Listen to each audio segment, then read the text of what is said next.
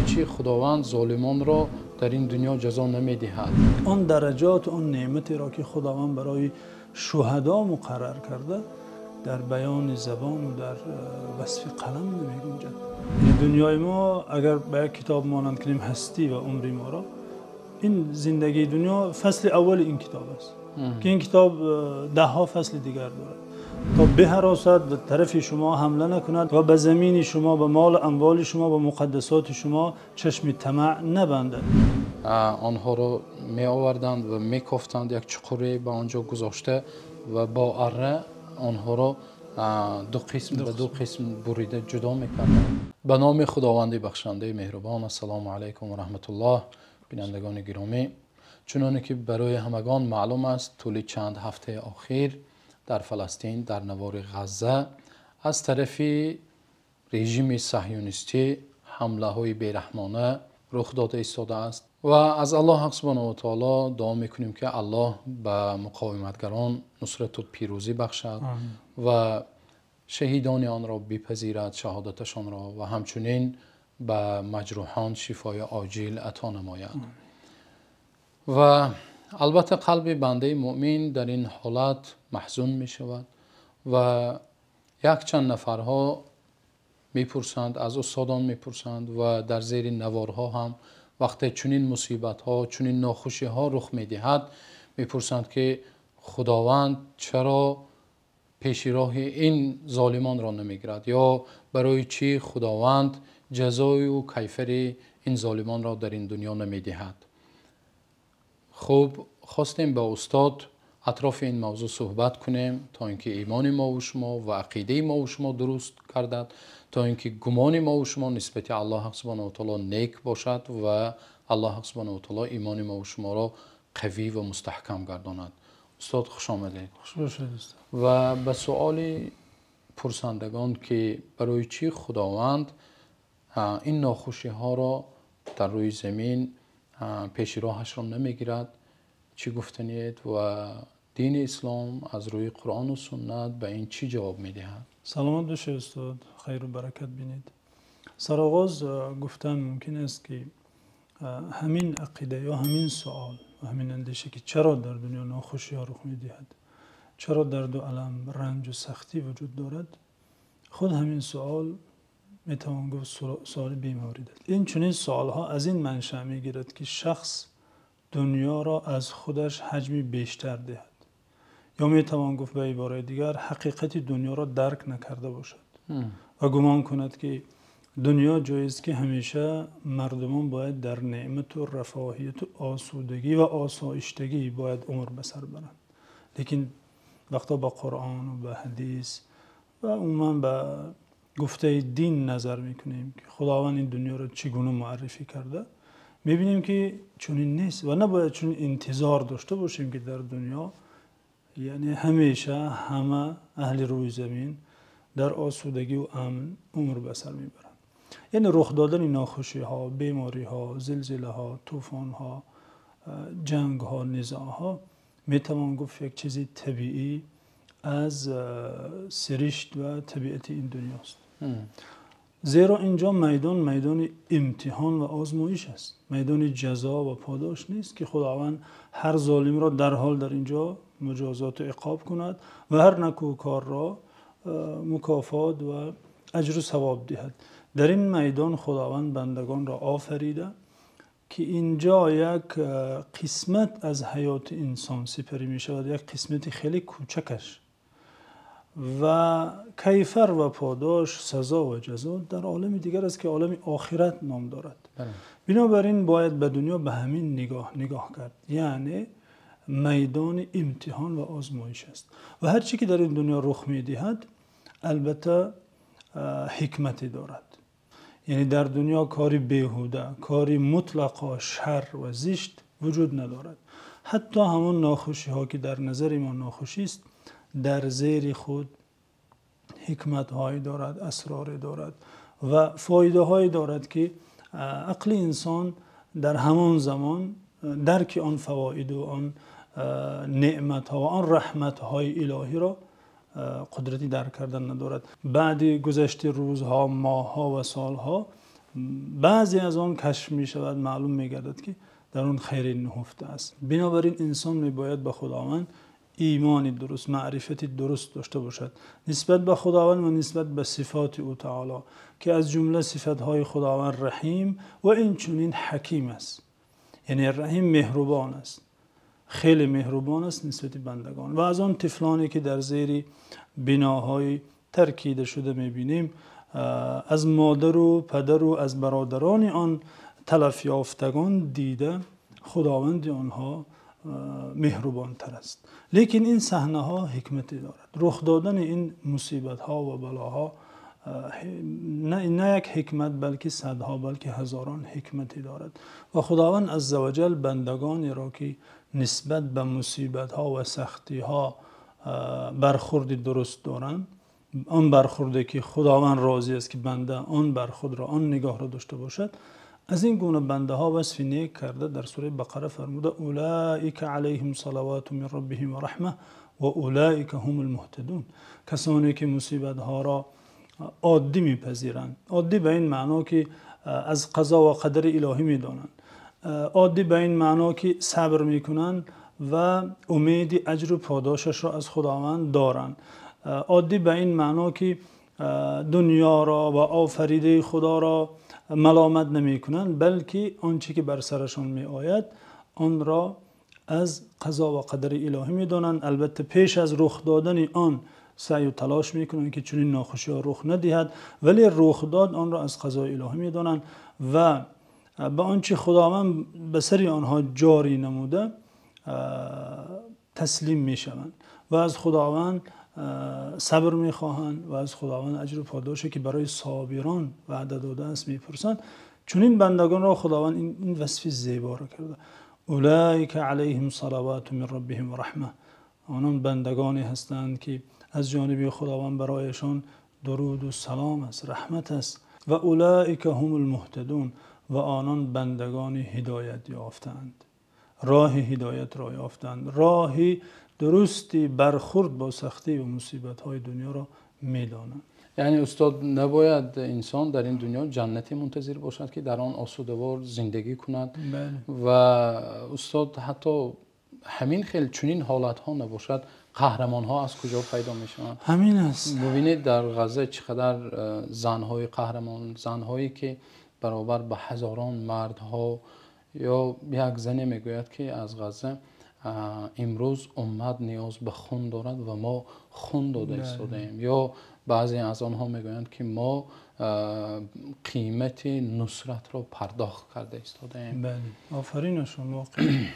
یعنی نصرت پیروزی البته چیزی ارزان نیست که هم تو تحفه مفت به امت هدیه کرده شود. و این چنین هر میلاد درد و رنج تولد را دارد. یعنی هر مادر بعد رنج و تولد نوزادش را به دنیا می آورد. هرگاه که امت از یک مرحله، از یک حالت به حالت دیگر انتقال یافتنی باشد، آن درد را باید کشد. چنانه که پیامبر صلی الله علیه و آله در حدیث هم می‌فرمایند الا ان سلعة الله غالیه الا ان سلعة الله الجنه. مال خداوند بسیار گران است، مالک جنت است، بسیار گران است، باید قیمت آن را امت اسلامی پرداخت کنند. مانند به این حدیث مشهور دیگر، الجنه حفت بالمکاره، گرد اطراف جنت به ناخوشی ها پوشانیده شده است. از آن ناخوشی ها که انسان گذرد و به جنت میرسد، برخلاف جهنم که اطرافش شهوات و راحت و آسودگی ها قرار گرفته.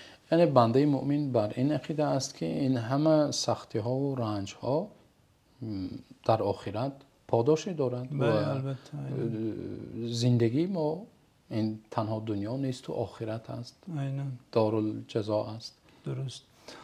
یعنی میتوان گفت که این دنیایی که بعضی نفران میخوان همینجا خلاصه شود، یعنی ظالم کیفرش را گیرد، نکوکار به پاداش و مکافات رسد، این به قانون الهی که دنیا و آخرت را ساخته در تضاد است. یعنی دنیای ما اگر به یک کتاب مانند کنیم هستی و عمری ما را، این زندگی دنیا فصل اول این کتاب است که این کتاب 10 فصل دیگر دارد. ما کتابی را یکون فصلش را خوانده بها نمیدهیم کو تا آخر میخوانیم به یک خلاصه میبریم. یک فیلم را اگر 5 دقیقه اولش را ببینیم خلاصه نمیبریم که اگر به ما پسند نشود میگیم فیلمی خوب نبوده. این حیات دنیا خیلی کوچک است نسبت به حیات آخرت و در امتداد و در نعمت و در ارزش. بنابراین پیامبر صلی الله علیه و سلم در حدیثی که آن را امام مسلم روایت کردند فرمودند والله ما الدنيا في الآخرة إلا كما يجعل أحدكم إصبعه في اليم فينظر بما يرجع. اگر ما دنیا را با آخرت خواهیم مقایسه کنیم و ارزش هر یکی را خواهیم دانیم، پیامبر صلی الله علیه و سلم یک تمثیل زیبایی برای ما زدند. با قسم آغاز شده این حدیث، قسم به ذات خدا که دنیا در نزد آخرت آنگونه است که یکی شما اگر انگشتش را در اقیانوس اگر تر کند و ببیند که چقدر آب برداشته، یعنی از اقیانوس چقدر آب گرفته کم شده، یعنی قابل مقایسه نیست اصلا. بنابراین اون سختی هایی که در این دنیا انسان تحمل میکند، به سرش رنج می آید، قتل می آید، این دهشت هایی که میبینیم امروز ها می آید، البته که در پیش آخرت در آن در مقابل و در مقایسه با آن نعمتی که خداوند مؤمنان را وعده کرده هیچ است البته. بنابراین حدیث دیگر اینجا به موردی است که ذکر کرده شد، آن را نیز امام مسلم روایت کردند از انس بن مالک پیامبر صلی الله علیه و سلم گفتند یؤتی بانعم اهل الدنیا من اهل النار فیصبغ فی النار صبغه فیقال هل رأیت خیرا قط هل مرت بك نعیم قط فیقول لا والله ما رأیت نعیما قط.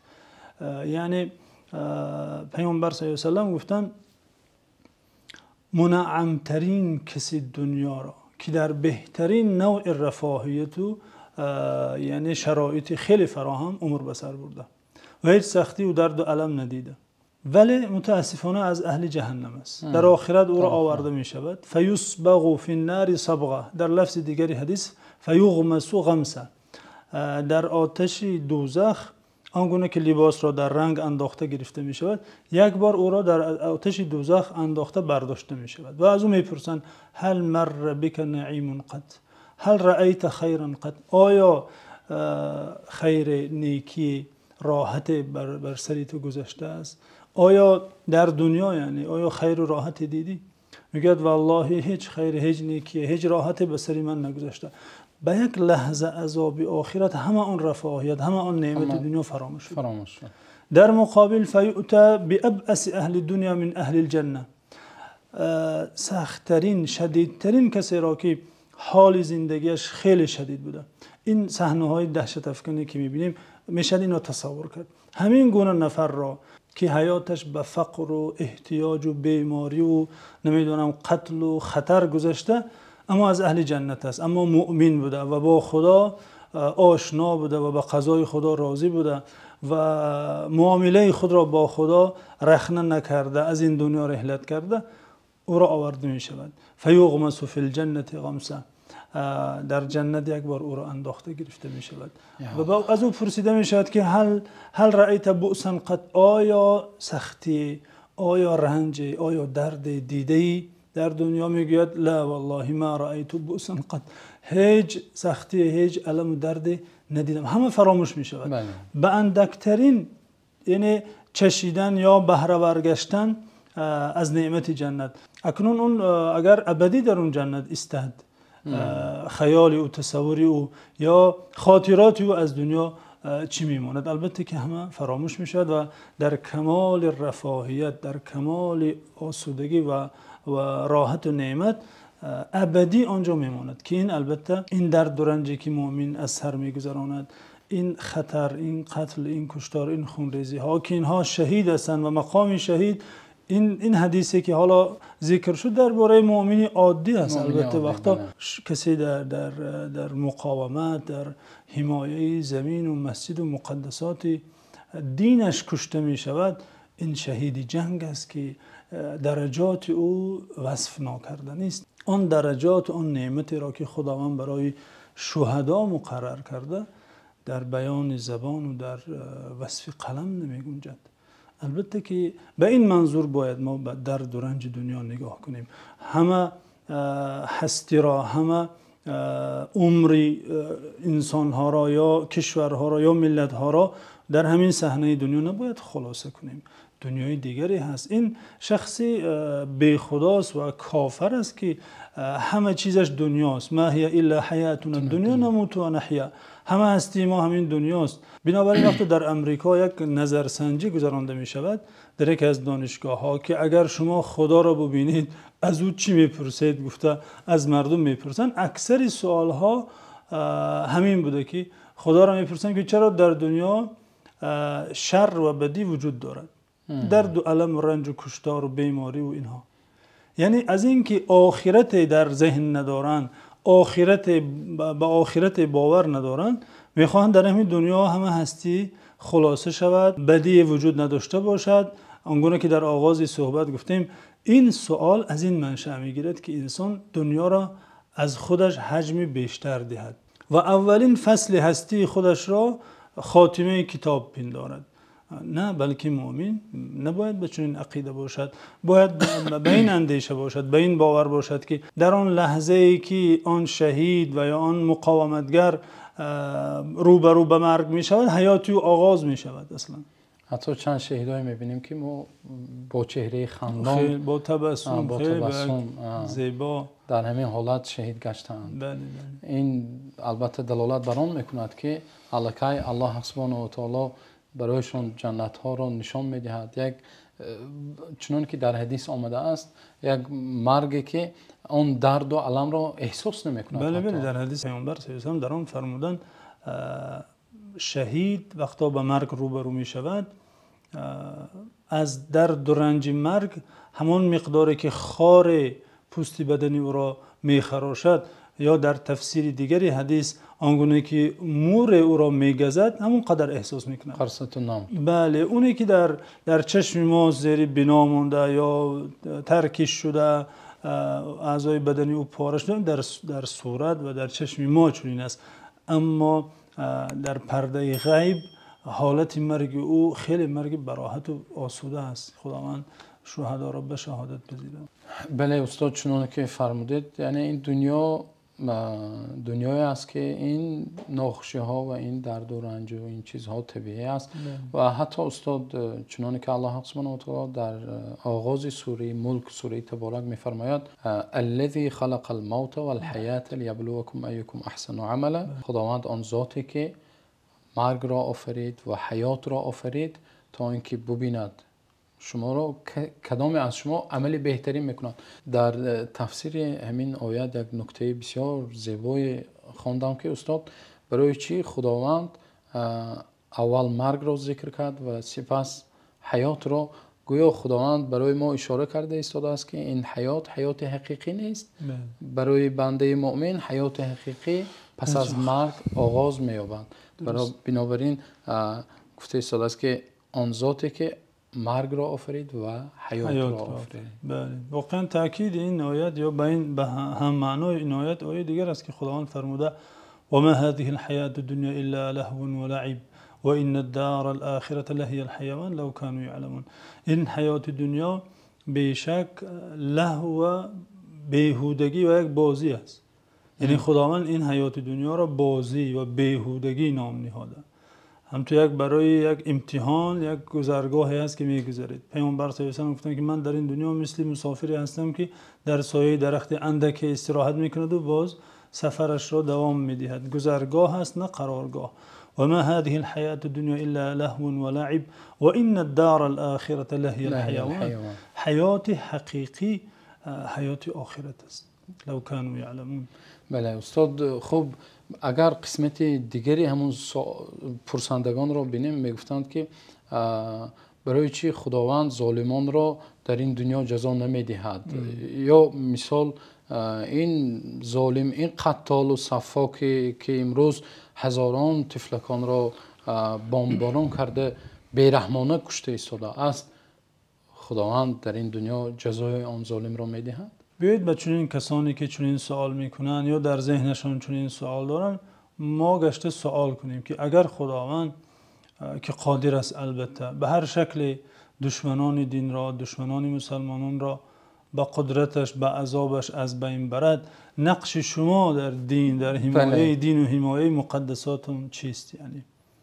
یعنی شما اینجا برای استراحت آمدید؟ اینجا جنت جای دیگر است. اینجا آمدید که مبارزه برید، مقاومت کنید. اول اینکه آسوده زندگی کنید با همه ملت ها. خداوند اصلا خلق را و امت ها را برای این آفریده که با هم به آسودگی زندگی داشته باشند. خداوند عزوجل فرموده یا ایها الناس انا خلقناکم من ذکر و انثى وجعلناکم شعوبا و قبائل لتعارفوا. ما شما را از ملت های گوناگون، از قومیت های گوناگون آفریدیم ای مردم تا با هم لتعارفوا، تا با هم آشنا شوید.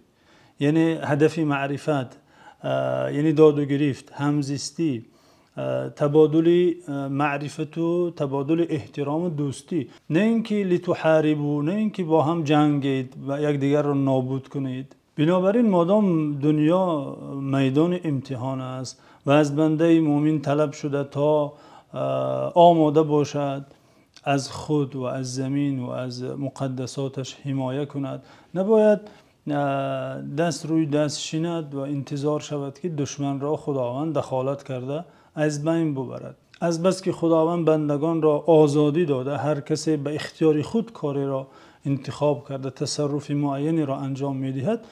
یقینا کسانی شریری هستند، بدکارانی هستند که راه ریختن خون و جنگ و حمله را پیشه می‌کنند. در این حالت شخص مسلمان باید آماده باشد از خودش دفاع کند، حمایه کند. چیزی دیگر که استاد اگر ما با قرآن نظر کنیم و درست تدبر و تأمل نماییم، هیچ اشکال در ذهن ما باقی نمیماند. قرآن عظیم‌الشان به همه سوالهای بندگان جواب گفته. یعنی اینکه چرا بندگان به درد و رنج گرفتار میشوند، قتل عام میشوند. درست که باید خود را حمایه کند، باید به قتل عام شدن هیچ مسلمانی راضی نباشد، باید مسلمانان یکدیگر را دستگیری کنند، یاری کنند و هیبت و وقار داشته باشند که دشمن جرأت و جسارت هجوم کردن نداشته باشد. خداوند عزوجل فرموده و اعدوا لهم ما استطعتم من قوة و من رباط الخیل ترهبون به عدو الله و عدوکم. هرچی از لوازمات جنگی میتوانید، از تقویت خود میتوانید آن را حاصل کنید، فراهم سازید تا دشمن خدا و دشمن خود را بترسانید، تا بهراسد به طرف شما حمله نکند و به زمین شما، به مال اموال شما، به مقدسات شما چشم طمع نبندد. این یکم وظیفه مسلمان. دیگر اینکه وقتا چون این حالت رخ داد، قتل عام یا کشتار یا این مصیبت ها، خداوند در قرآن عظیم‌الشان استاد آنگونه که میدانید قصه اصحاب اخدود را، داستان اصحاب اخدود را نقل کرده که نمونه قربان شدن در راه دین و ایمان است. قربان شدن و جان دادن در راه دین و در راه عقیده است. این قصه در سوره مبارکه بروج آمده آنگونه که میدانیم. خداوند عزوجل فرموده قتل اصحاب الاخدود النار ذات الوقود اذ هم علیها قعود و هم علی ما یفعلون بالمؤمنین شهود. این طایفه مردمانی که در کشوری پادشاه ذونواس عمر به سر می بردن در یمن و به اسلام گرویدن. اسلام یعنی دین نصرانیت پیش از بعثت پیامبر صلی الله علیه و سلم که آن زمان اسلام یعنی دین حضرت عیسی علیه السلام بود، دین یکتاپرستی، غیر این دین نصرانیتی که در عصر حاضر است تحریف شده. یعنی اسلام آوردن، مسلمان شدن. این پادشاه کافر به لشکرش، به وزرا و سرلشکرانش دستور داد تا همه مؤمنان را جمع کنند و خندق کنند و آنجا هیزم پر کنند و مؤمنان را در آتش انداخته بسوزانند. یعنی این یک صورت خیلی دهشت‌آور قتل است استاد که خداوند لعنتشان کرده. قتل اصحاب الاخدود، لعنت بر اصحاب اخدود باد که به مؤمنان چنین کاری بد روا دیدن. قتل اصحاب الاخدود النار ذات الوقود اذ هم علیها قعود. زشتی رفتار این ظالمان در این بود که در اطراف این آتش آمده شیشته تماشا میکردن. گویا استاد حاضر حالت که 7 میلیارد نفر مشاهده کرده ایستادن. بله بله. یعنی جنایتی وحشیانه خود را آمده تماشا میکردن. اذ هم علیها قعود. بنابر یک تفسیر دیگر دارد این جمله آیت که آنها در آتش شنانده می شدن و آتش زده می شد. مؤمنان را یعنی منظور. بنابر تفسیر دوم منظور این است که دست و پای مؤمنان را می بستند و در آنجا می شناندند و آتش می افروختند که این باز صورت بدتری قتل است. یعنی انسان اگر از نهج الهی از دستور و هدایت های وحی خداوندش دور شود استاد، از انسان دیده وحشی تر کسی نیست. حالا امروز ها میبینیم یعنی در چشم عالم چه وحشانیتی صورت میگیرد و چقدر با یک نفاق و بیرویی باز این رفتارهای وحشیانه تأیید می شود از جانب کسانی که دعوای تمدن و دعوای حمایه حقوق انسان دارند. مهم خداوند در ادامه میگه و ما نقموا منهم الا یؤمنوا بالله العزیز الحمید الذي له ملك السماوات والارض والله على كل شيء شهید. این مؤمنان هیچ جرمی نداشتند بجز اینکه به خداوند عزیز حکیم ایمان آوردند. یعنی تنها جرم و جنایتشان همین بود که مسلمان شدند. تنها جرم و جنایت این مردم این امروز در عصر حاضر که زیر تان بمب‌های قواهای غربی است، جرمشان این که زمینشان را ترک نکردن و جای دیگر هجرت نکردن. گفتن این جای ماست، خانه ماست، وطنی ماست، وطنی پدر و اجدادمان است، اینجا میمانیم. جرمشان همین است. خداوند عزوجل در ادامه آیت در داستان این اصحاب اخدود میگوید ان الذين فتنوا المؤمنين والمؤمنات ثم لم يتوبوا فلهم عذاب جهنم ولهم عذاب الحریق. کسانی که مؤمنان را به این حالت تعذیب کرده،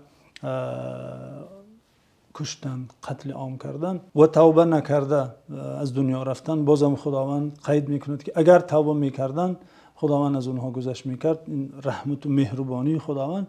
لهم عذاب جهنم و لهم عذاب الحریق. برای آنان عذاب دردناک جهنم و عذاب سوزنده آتش دوزخ در انتظار است. یعنی این دنیا دنیای مجازات نیست استاد. این اصحاب اخدود، همین پادشاه با این وزرا با این لشکرش در دنیا این عذاب به سرشان این آتش نفرآمد، بلکه خداوند در اینجا هشدار داده ایستاده است، به ما خبر داده ایستاده است که آنها را در آخرت عذاب میکند. عیناً با این کلمه عذاب حریق خداوند تعبیر کرده است. آنگونه که مؤمنان را آتش زدن، آتشی سوزان آنان را میسوزاند. این چنین در سوره ابراهیم نیست. خداوند عزوجل فرموده ولا تحسبن الله غافلا عما يعمل الظالمون انما يؤخرهم لیوم تشخص فیه الابصار.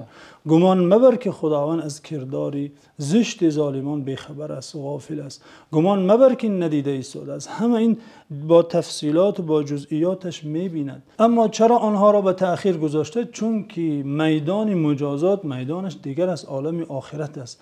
برای روز آنها را به تأخیر گذاشته که از شدت ترس و حول آن روز چشمها شخ میشوند.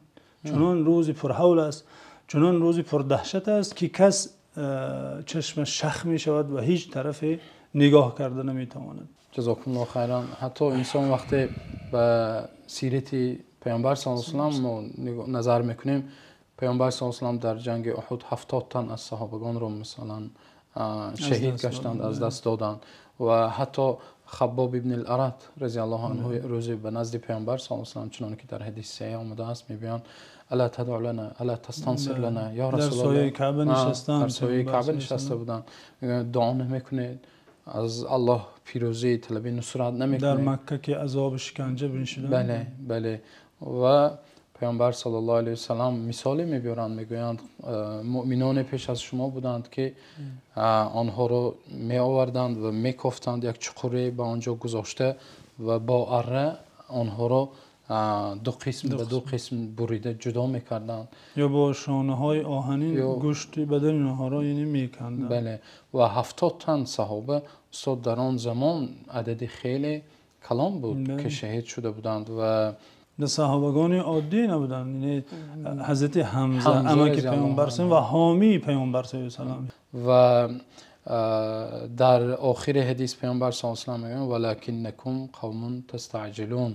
یعنی این گفته ها معنای آن را ندارد که الله سبحانه و تعالی نصرت نمیدهد بندگان مؤمن را. یعنی ما باید به نصرت الهی یقین داشته باشیم، اما در وقتی که خدا میخواهد. بله. یعنی نصرت وقتی که خداوند خواسته است به همون وقتی بندگان مؤمن ما و شما سزاوار شایسته نصرت میشیم، الله حق سبحانه و تعالی حتما نصرت میدهند. نصرت یک مکافات ارزشمند الهی است که مکافات را مثلا مثال اگر زنیم، استاد در صنف به هر طلبه که تحفه نمیدهد. طلبه که خیلی کوشش میکنه جای اول میگیرد، یا آن صنف یا آن مکتب او را از بابی گرامی داشت تحفه گرانبها میدهد. نصرت الهی تحفه خیلی گرانبها و عزیز و با شرف خداوند است که امت همان لحظه ای که سزاوار این تحفه شود، همان لحظه البته خداوند کریم است میدهد. این تنصر الله ینصرکم. خداوند شرط نصرت را نیز بیان کرده در قرآن. باز هم قرآن کلید همه درهای بسته است، آیاتش همه مشکلات ذهنی و همه سوال ها را جواب میگوید. کی خداوند به امت اسلام نصرت میدهد؟ این تنصر الله ینصرکم. شما اگر دین خدا را نصرت دهید، خدا به شما نصرت پیروزی میدهد. باید هر یکی از خودش پرسد که آیا برای دین خدا کاری کرده؟ برای اینکه این قتل عام و این شکست حالی مسلمان، این ضعف و ناتوانی به سر امت نآید، آیا کوشش و تلاش کرده؟ آیا در بیرون شدن امت از ضعف و ناتوانی سهم گذاشته؟